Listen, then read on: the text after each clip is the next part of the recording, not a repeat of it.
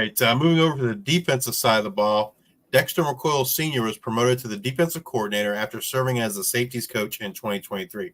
He will share these duties with linebacker coach Bradley Dale Pavetto. Will they be sticking to the 4-2-5 defense that we saw in 2023, or are they going to change things up? From everything we've seen, it looks like they're sticking with the same thing, and it worked last year. You know, the number one thing Texas State wants to the one thing Texas State wants to do is get to the quarterback and then have good secondary coverage. And that's what they've kind of focused on when it comes to the transfer portal. That's what they focused on when it comes to recruiting. So I imagine that's probably what they're going to run again this year. Jacob?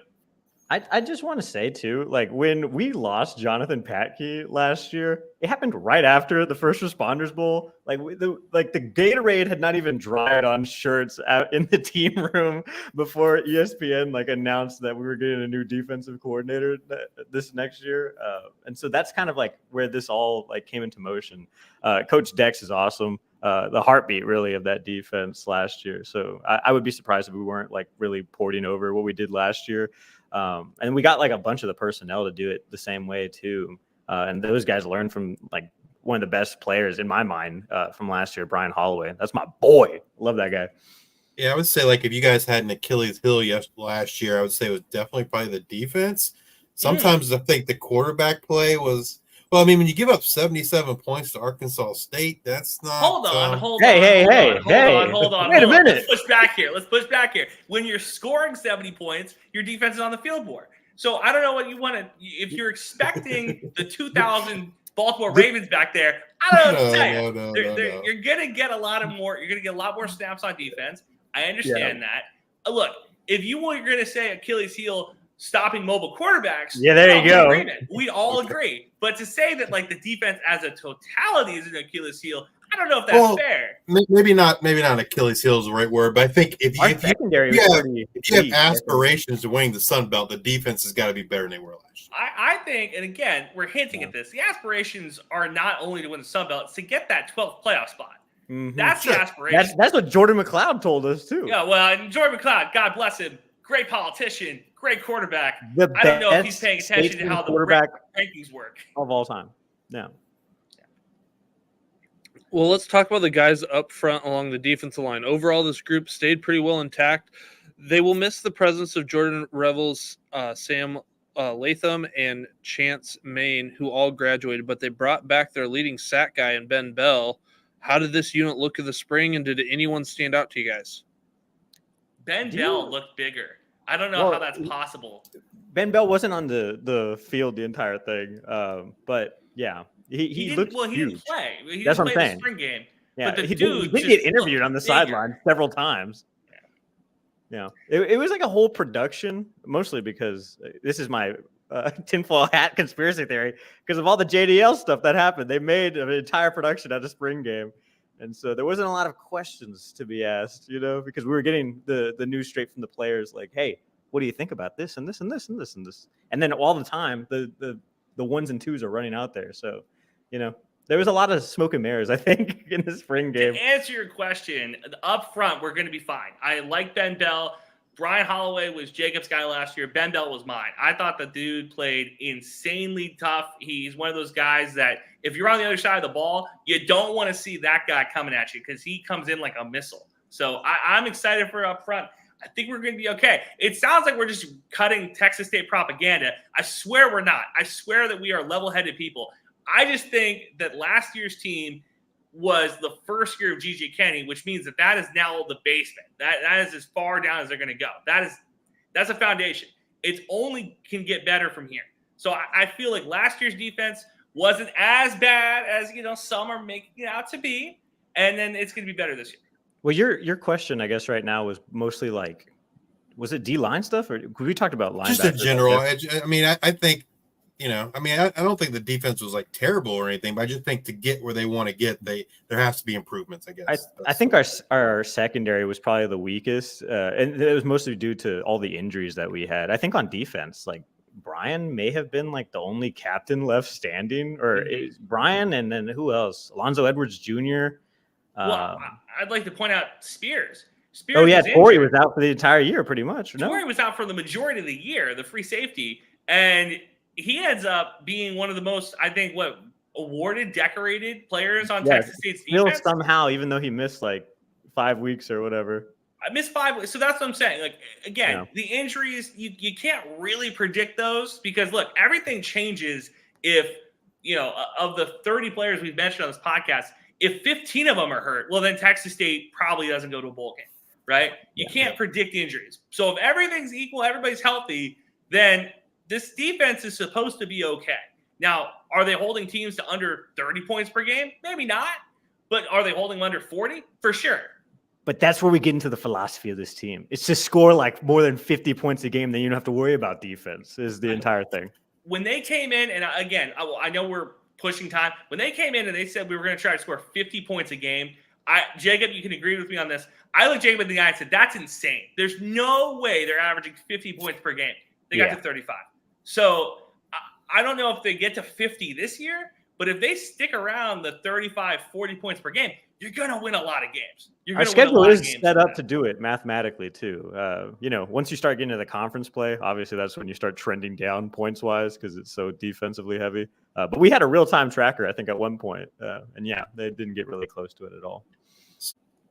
So you guys have mentioned a couple times so far about Brian Holloway. So you lose him in that linebacker group from last year. He's your leading tackler. But not only was he the leading tackler, he also, from a production standpoint, he also felt like a real leader on this defense. Has anyone kind of stepped up in the spring to kind of fill that role? It's so hard because in the spring game, you're not trying to kill yourself, right? And Brian Holloway, if you took all of the leashes off of him, he's going after somebody. Like, he's looking for blood. So to say is somebody going to replace this guy?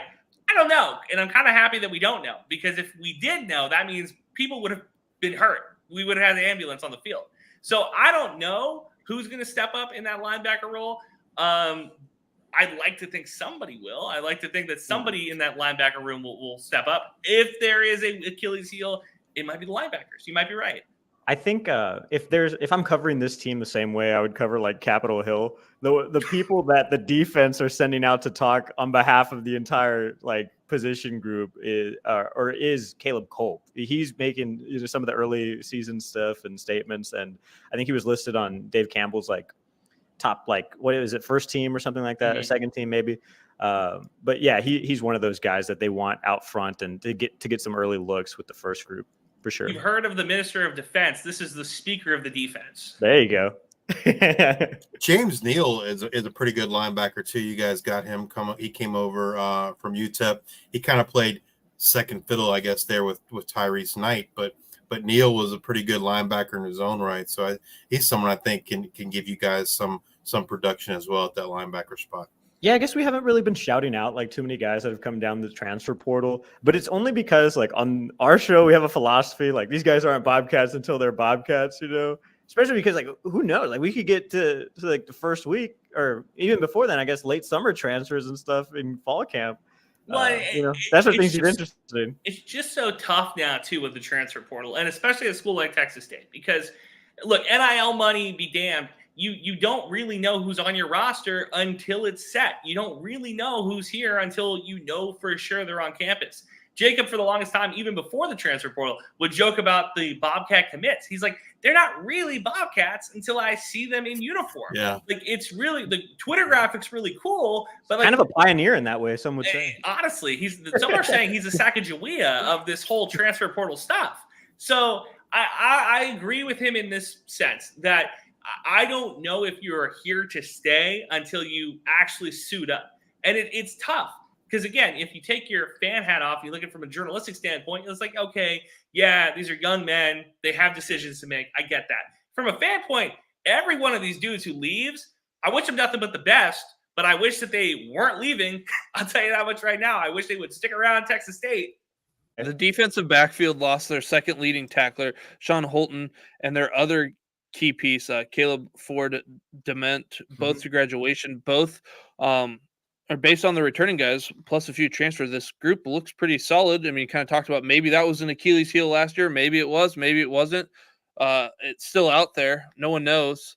But it looks better this year on paper. Some are saying it was the Achilles heel. Look, My point has been we couldn't stop mobile quarterbacks. If a quarterback could extend plays, Texas State could not stop him. Point blank period. That's how you end up with the Arkansas State game. That's how you end up with the Lafayette game or Louisiana Coastal, game. third string That's how you end quarterback. up with Coastal. Every mobile quarterback, what hurt Texas State. And what helped in the Rice game is that they did not have a mobile quarterback. They had a pocket passing quarterback. And when Texas State faced quarterbacks that had a little bit limited to no pocket mobility, the defense could do what they had to do. So the secondary does get better. The transfer portal for sure helps. But I don't think that is like necessarily the problem. The problem is that the guys up front could not get enough pressure, could not contain, and you can only expect your corners and safeties to play coverage for so long. Yeah, it's like a pipeline problem. Like the leak may be here, but actually the issues that led to it were in North Dakota, you know? Yeah, I mean, if you can't get pressure on a quarterback, you can have 6 Deion Sanders back there, and it doesn't really matter. Eventually, someone's going to get open. That's just how it works, right? We faced so many mobile quarterbacks last year, too, that people told us that TJ Finley looked like he was a mobile quarterback. Which how does that make sense? I'm fighting this battle every day of my life. This is awful. Yes. You mentioned Caleb Culp kind of getting a lot of those media time there. Do you think he's the guy that steps up into that Holton role? I hope so. Yeah. He's a really cool dude. I think he really hadn't been getting like the limelight share until recently. Maybe we talked to him a couple times last year. But yeah, I think so. Maybe he is the guy that steps up because he certainly is acting like it right now. If you had to pick a defensive player to have a breakout type season, who would that be? I think it's going to be the MVP, Ben Bell. I think that Texas State has a legitimate shot here to have the offense and defensive MVP of the Sun Belt. And if there's a guy that's going to win, it's going to be Ben Bell because it's going to be probably around 7.5 to 10.5 sacks and probably in the neighborhood of 75 tackles. I think it's going to be – I'm picking Ben Bell, and then maybe that's the obvious answer. I know Jacob is probably like, what the hell's wrong with this guy? Yeah, I mean, Christian Rory was like a huge signee for us last year out of Duke, and I feel like the production just wasn't there. So maybe this year they get it right. Bryce Bass, kind of the same thing. I don't know. Amapalesi Langi Jr. out of Hawaii, 310 pounds, 6'6". This guy's massive, and I'm obsessed with like height and weight because I'm very not a tall guy at all. So I really want to see some dude just pancake a dude every single time. We had Chance Main last year, and that was like seeing an NFL type dude every week. That was awesome.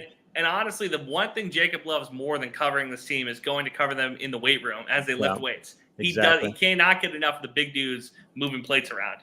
I just think it's funny how sometimes sports writers have to watch dudes work out, So I literally just tweet watching dudes work out.